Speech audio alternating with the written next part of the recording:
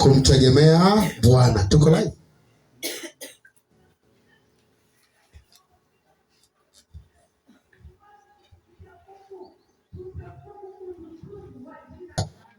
Kumtegemea nani? Bwana.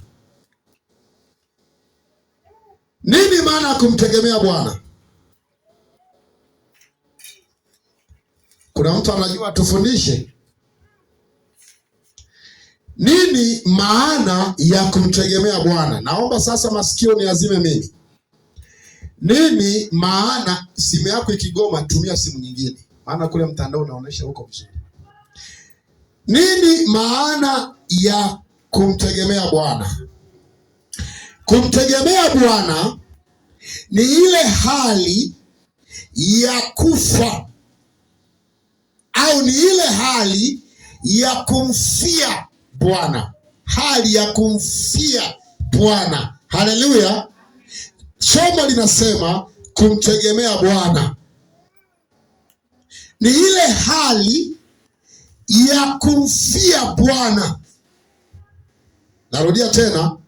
Somo linasema kumtegemea Bwana. Nini maana ya kumtegemea Bwana? Ni ile hali ya kumfia Bwana kwenye maisha yako. Amen. Muda mwingi watu wanatamani kumuona Bwana kwenye maisha yao, lakini hawamuoni Bwana kwenye maisha yao. Sio kwa sababu Bwana haonekani. Ni kwa sababu wao hawajamfia Bwana, maanake hawajamtegemea Bwana. Haleluya. Kwa hiyo Bwana anataka umpe nafasi ya kwanza kwenye maisha yako kwa kila kitu. Ndipo Bwana atakuwa adui wa adui zako. Ndipo Bwana atakuwa Mungu kwako. Haleluya. Bwana anaweza siwe Mungu kwako. Neno Bwana manake mtawala. Neno Bwana manake ndo kila kitu. Neno Bwana manake yeye ndiye yeye. Sema amina. Amen.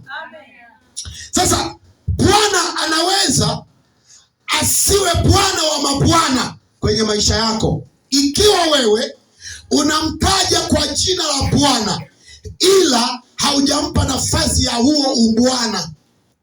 Sijui kama kuna mtu ananielewa. Yaani tunaposema neno Bwana, maana yake hakuna tena kama yeye. Ndio neno Bwana. Bwana maana yake mkuu, yuko juu yako. Kwa tunaposema Bwana Yesu Kristo, maana yake huyo Yesu Kristo kwako ndo kila kitu. Maana yake unamwangalia yeye, unamsikiliza yeye, unamfuata yeye bila kuangalia hali ulionayo, bila kujali maisha ulionayo, bila kujali mapito ulionayo. Yeye anakuwa wa kwanza kwenye kila kitu kwenye maisha yako. Hiyo ndiyo maana halisi ya neno kumtegemea Bwana. Haleluya, watu wa Mungu. Kitabu cha Isaya na ule mstari wa 53 mstari wa 5 na wa 6. Isaya 53 5 na 6. Aliyefika alisomee kwa maiki. Mmefanikiwa? Isaya sura ya 53 mstari wa 5 na ule wa 6. Maandiko yanasemaje? Aliyefika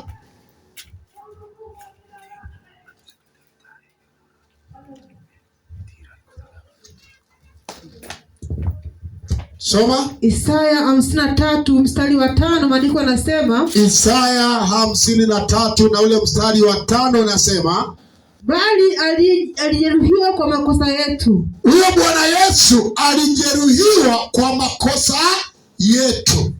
Alichubuliwa kwa maovu yetu. Akachubuliwa. Haleluya. Akachubuliwa mwili, manake mwili ukawa na mavidonda kwa ajili yetu.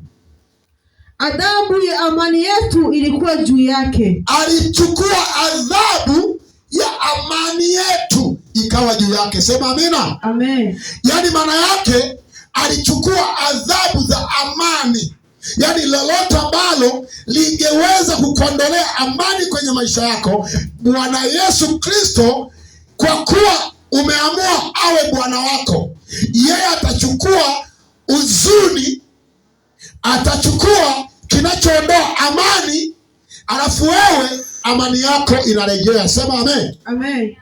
Kama ni amani iliondoka kwenye ndoa, kama ni amani iliondoka kwenye afya, kama ni amani iliondoka kwenye uchumi, utakapoamua kumtegemea Bwana, haleluya, amen. Hapa kwenye kumtegemea, naomba unisikilize vizuri. Anasema alichukua adhabu ya amani yetu. Kuna watu hawana amani kwenye ndoa. Ndoa zina mafarakano, ndoa zimeachika, hawana amani kipengele cha ndoa. Kuna watu hawana amani kwenye uchumi, pengine wanafanya kazi, pengine wanalima, pengine wanafuga, pengine wanafanya biashara, lakini bado kipato wanachokipata hakiwafanyi kuwa na amani. Yesu, kama utamfanya kuwa Bwana kwa kumtegemea, haleluya, utarejeshewa amani, kwa sababu yeye ameyachukua masikitiko akakurudishia amani yako iliyopotea au kuharibika. Sema amina. Sasa hiyo amani yako haipatikani kwa sababu unaenda kanisani. Hiyo amani yako haipatikani kwa sababu unaomba. Hiyo amani yako hairejeshi kwa sababu unatoa sadaka. Hairejeshi kwa sababu unafunga. Hapana. Hairejeshi kwa sababu unakesha. Inarejeshwa ukimtegemea Bwana. Haleluya. Kutegemea Bwana ni kujifia kwa Bwana, ni kujiachilia kwa Bwana, ni kujiweka kwa Bwana katika mazingira yoyote unayopitia, katika hali yoyote unayopitia, unaruhusu Bwana awe wa kwanza. Haleluya. Amen. Endelea kusoma msomaji. Na kwa kupigwa kwake sisi tumepona. Alipigwa kwake ili sisi tupone. Haleluya. Amen. Inahuzunisha, inasikitisha. Kuna mtu analia magonjwa mpaka leo alafu yuko kanisani. Kuna mtu analia magonjwa hivi ninavyoongea na yeye anasema nimeokoka bila hata aibu. Kuna mtu anasema mimi nimeokoka, nampenda Yesu, mimi ni wa kanisa fulani, anaumwa. Maana yake huyu bado hajaokoka kwa kumtegemea nani? Bwana. Ikiwa umemtegemea Bwana, yeye alipigwa ili sisi tupone. Haleluya. Na kweli Bwana Yesu alipigwa mpaka akafa. Maana yake wewe sasa sio wa kufa na magonjwa tena. Labda ikiwa huo ugonjwa ni kwa ajili ya Bwana kukutwaa, hamna shida. Lakini ugonjwa ambao sio kwa ajili ya Bwana kukutwaa, haupaswi kufa nao, haupaswi kuumiwa nao. Amen. Yeye aliyachukua magonjwa. Haleluya. Kuna magonjwa kwa ajili ya wewe Bwana akuchukue. Kuna magonjwa ni maadui wanakutesa. Haleluya. Kama utanielewa leo, unapona bila maombi. Naomba nyie mwe makini. Narudia tena. Kuna magonjwa ya aina mbili. Kuna ugonjwa Bwana ameruhusu, anataka kukuchukua kwa njia ya ugonjwa huo. Hiyo hamna tatizo. Haleluya. Lakini magonjwa ambayo Yesu aliyachukua ni yale ambayo maadui wamekupa magonjwa ili ufilisike. Maadui wamekupa magonjwa ili ukose amani. Maadui wamekupa magonjwa usiweze kwenda shamba. Maadui wamekupa magonjwa hata daktari akipima anasema hatuoni ugonjwa. Mwanamke ameumbwa na tumbo la ugali na tumbo la kubeba mtoto. Si ni kweli? Mwanamke huyo huyo ana matiti, lakini kizazi chake hakipokei watoto. Hayo ndo magonjwa anayaongelea.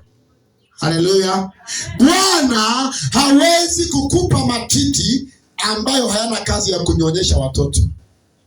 Kama una matiti lazima mwanamke ubebe mimba. Itategemea, je, katika hali ya utasa ulionayo, katika hali ya ugumba ulionao, umemtegemea Bwana? Tunamuona mwanamke aliyetokwa damu miaka 12. Alikuwa na pesa mingi, alikuwa na mali. Maandiko yanasema yule mwanamke aligharimiwa mali zake zote kwa matibabu, asipate nini? Afadhali yoyote. Haleluya! Naomba tujifunze hiki. Maandiko yanasema mwanamke aliyetokwa na damu miaka 12 alikuwa na mali nyingi. Mali zake zote ziliisha kwa matabibu wengi. Maanake huyu mwanamke alienda hospitali zaidi ya moja. Huyu mwanamke alienda kwa waganga zaidi ya moja. Huyu mwanamke alienda kwa wachungaji kuombewa zaidi ya moja. Haleluya! Mpaka mali zikaisha, hakupata uponyaji. Siku yeye mwenyewe alivyosema, mimi na moyo wangu ninaenda kwa Kristo akawe Bwana na Mwokozi wa maisha yangu, damu zilikauka, hazikukauka. Anarudia, damu zilikauka, hazikukauka. Hata wewe, sio kwamba una matatizo makubwa Mungu hawezi kukufungua, haujamtegemea Bwana kikweli kweli. Mstari wa 6. Sisi sote kama kondoo tumepotea. Sisi sote kama kondoo tumepotea. Kila mmoja wetu amegeukia njia yake mwenyewe. Kila mmoja wetu amegeukia njia yake mwenyewe. Njia yake. Na Bwana ameweka juu yake. Na Bwana ameyaweka juu yake maovu yetu sisi sote.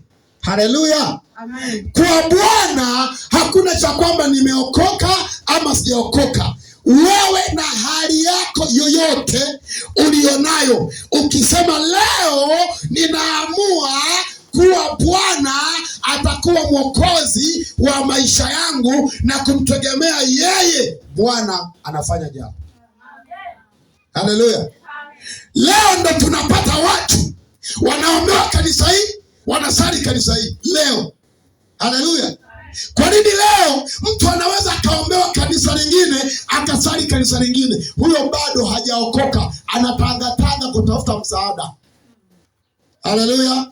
Sasa kawaida au utaratibu wa Mungu hayuko hivyo. Kama unampenda Bwana, mpe maisha yako, usimpe shida zako. Atachelewa sana kukusaidia, itachukua muda sana kusaidika. Haleluya. Leo ndo naona mtu anaombewa hapa, anasali hapa, anaombewa huku, mchungaji wake ni huyu. Sasa hebu muulize huyo mtu, wewe una shida gani kwenye akili yako? Hebu niwaulize mnaonisikiliza kwa njia ya mtandao na nyie mnaonisikiliza kanisani. Hivi kwa nini mtu aombewe hapa, asali hapa? Inatafasirikaje? Haleluya. Haleluya. Manake pale alipomuona Bwana, yeye hana shida na Bwana. Amina, watu wa Mungu. Sasa watu wa namna hii wao ndo wanasababisha baadhi ya vitu kwenye maisha yao Mungu asiwasaidie. Kwa sababu unapoenda pale hauendi kukutana na mtumishi, unakutana na Bwana. Kama umekutana na Bwana, unataka nini tena kwenye maisha yako? Amina. Hebu jiulize hili swali. Kama nimeenda kwenye mgahawa huu, nimekula chakula kitamu ninachokitaka mimi, nimeshiba. Haleluya. Ni nini kinanirudisha kwenye mgahawa wenye chakula kichungu, na hata nikila nabaki na njaa. Ni nini? Sijaamua kutembea nikiwa nimeshiba, maanake hii njaa naitaka mimi mwenyewe.